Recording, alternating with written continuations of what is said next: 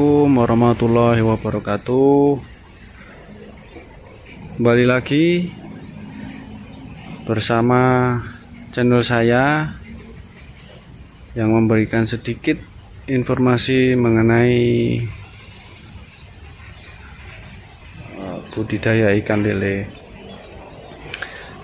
Pada kali ini saya ingin membagi informasi mengenai desain kolam yang pas untuk ikan lele seperti apa, ataupun mungkin ikan yang lainnya juga bisa ya. Untuk khususnya saya bahas ikan lele ya, karena yang saya budidaya, saya jalankan saat ini lele.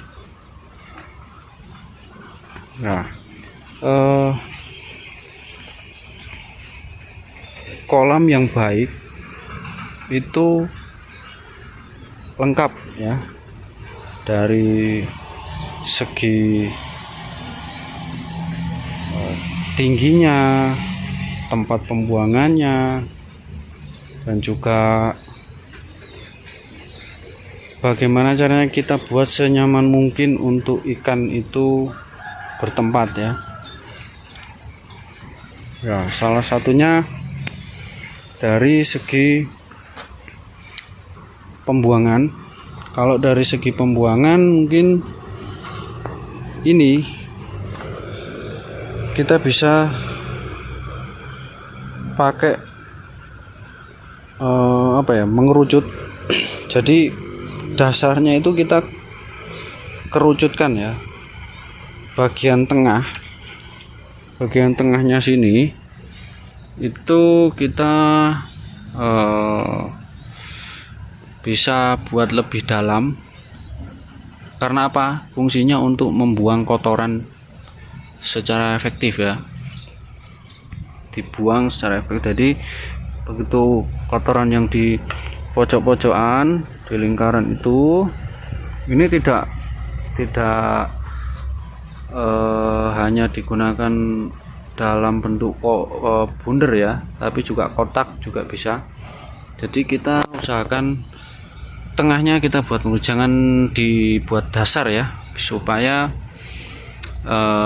kotoran yang di pojok-pojok itu bisa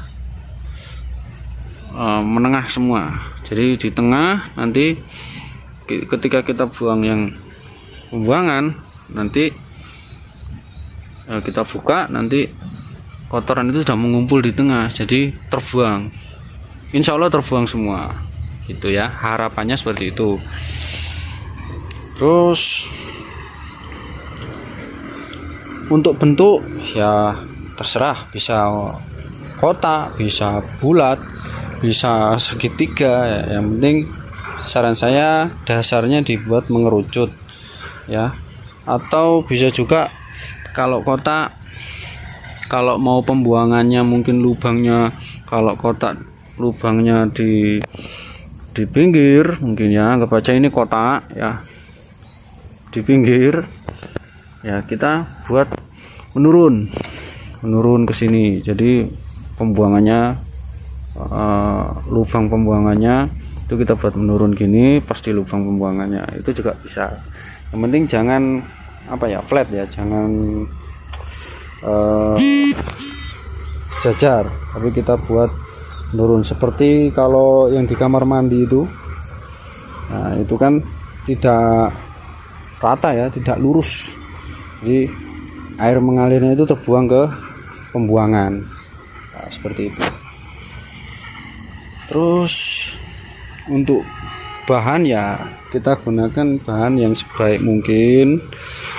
Untuk jangka panjang ya memang dari segi harga mungkin agak mahal ya, tapi untuk jangka panjang ya, supaya tidak sedikit-sedikit ganti, yaitu kita juga dari segi waktu pastinya, ataupun dari pengeluaran juga mungkin bertambah gitu ya. Tapi bisa digunakan untuk jangka lama. Dan untuk terpalnya mungkin ya kita gunakan yang semi karet. Nah, seperti ini kita gunakan supaya tidak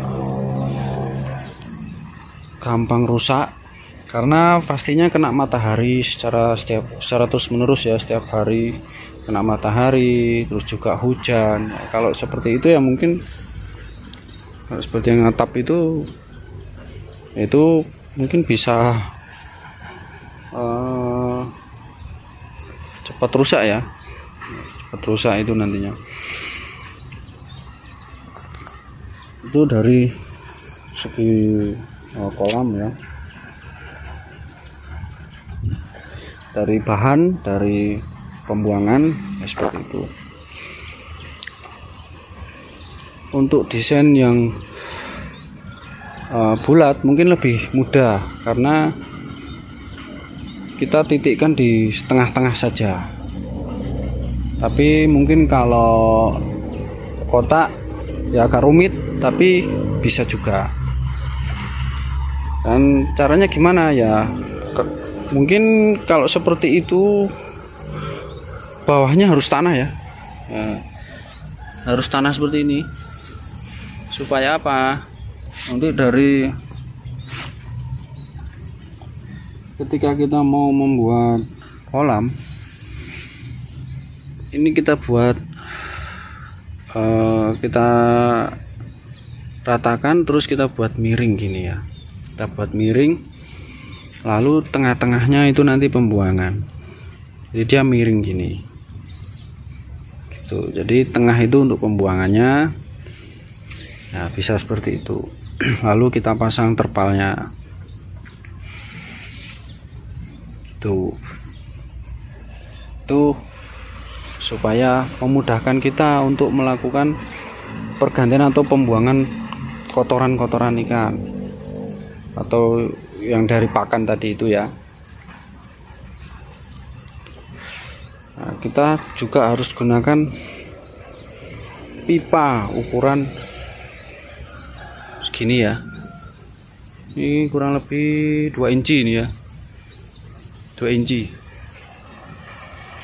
inci supaya efisien keluarnya air itu cepat ya.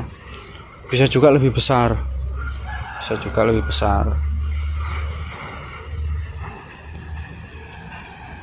lalu untuk yang di dalam pipa kita lubangi secukupnya aja, jangan terlalu besar juga jangan terlalu kecil, tergantung kita nantinya mau budidaya pembibitan atau pembesaran. Kalau pembesaran ya lubangnya kita buat lebih besar untuk pembuangannya. Kalau untuk pembibitan ya mungkin bisa lebih kecil lagi supaya supaya ikan nanti tidak ikut keluar ya. Kalau pembibitan pastinya harus kecil ya, harus kecil. Itu dari seperti terpal dan juga dari pembuangan. Terus juga bahan luarnya mungkin ya bisa seperti ini. Nah, ini wire mesh ya, namanya wire mesh besi seperti ini, atau bisa juga kolam beton ya. Kalau kolam beton semen ya, kolam semen ya namanya, permanen lah, kolam permanen, bisa juga kita gunakan seperti itu. Dan bangunannya kita buat mengerucut tadi itu juga bisa.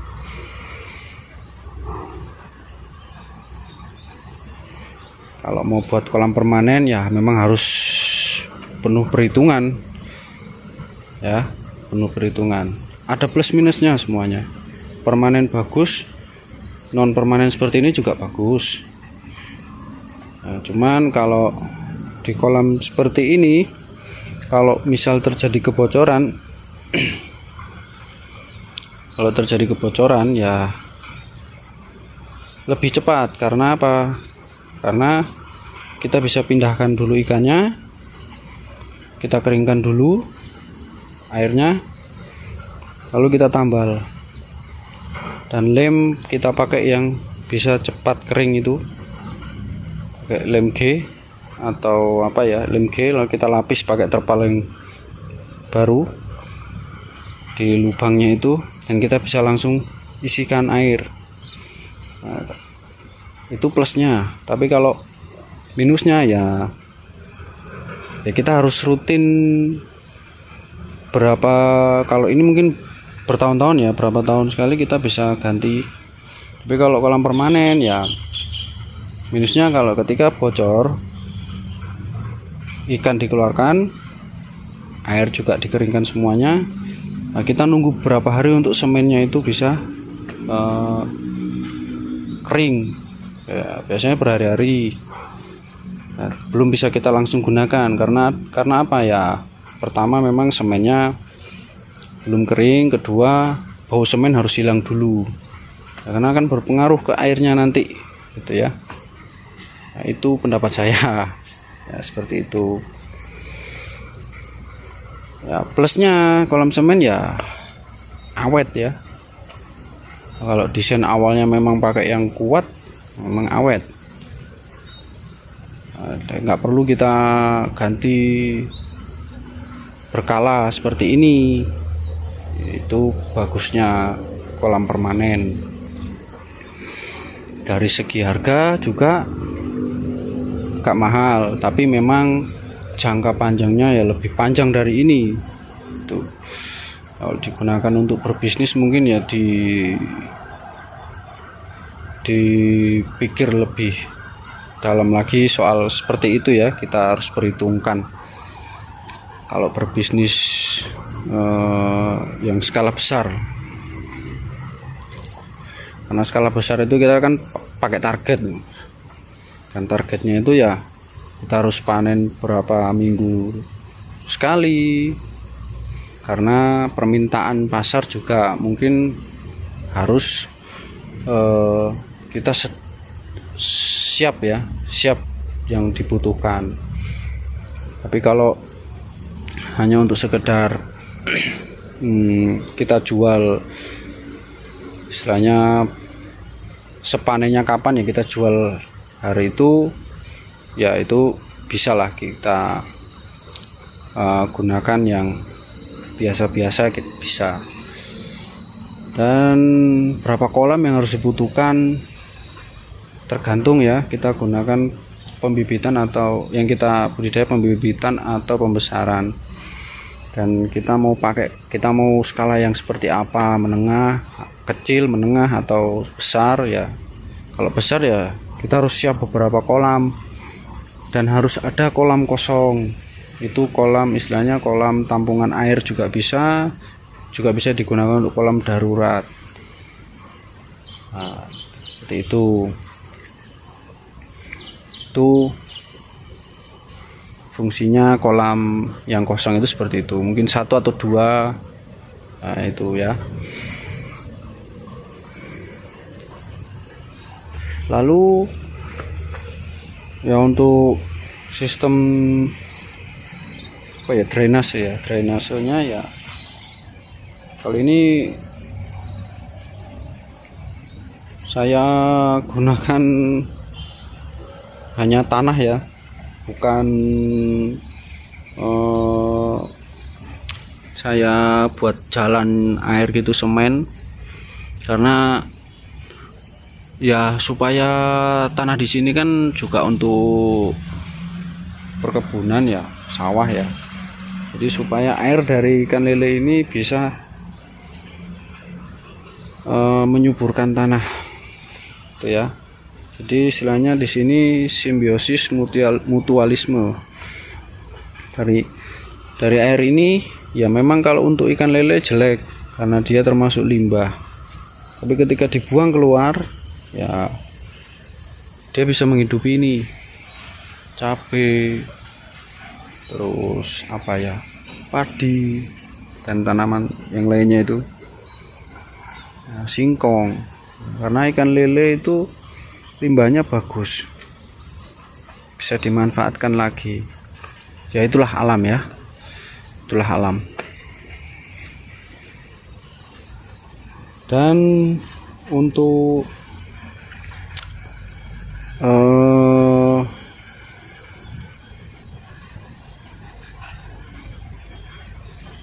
besinya, nah ini warmes ini ukurannya jangan terlalu kecil ya, supaya tidak mudah ketika berkarat itu tidak mudah patah ya seukuran segini aja. Ini yang bagi yang mau pakai wireless seperti saya, pakai ukuran segini. Bisa juga yang kotak pakai bahasa Jawanya tuh pring, bambunya pun harus yang bagus, karena di sini kalau pakai bambu ya nggak bertahan lama sebenarnya, karena di sini kan lembab ya, apalagi di sawah seperti ini, jadi sering kena air, otomatis bambunya nanti rapuh, bambu rapuh, ya bisa patah, bisa juga ya cepat lapuk lah ya, cepat lapuk. Oke, jika ada tambahan atau komentar bisa langsung, ataupun saran bisa melalui kolom komentar. Sama-sama belajar kita. Ini berdasarkan apa yang saya alami selama ini, ya seperti itu ya. Bisa menjadi masukan mungkin yang mau membangun usaha peternak ikan. Mudah-mudahan bermanfaat. Wassalamualaikum warahmatullahi wabarakatuh.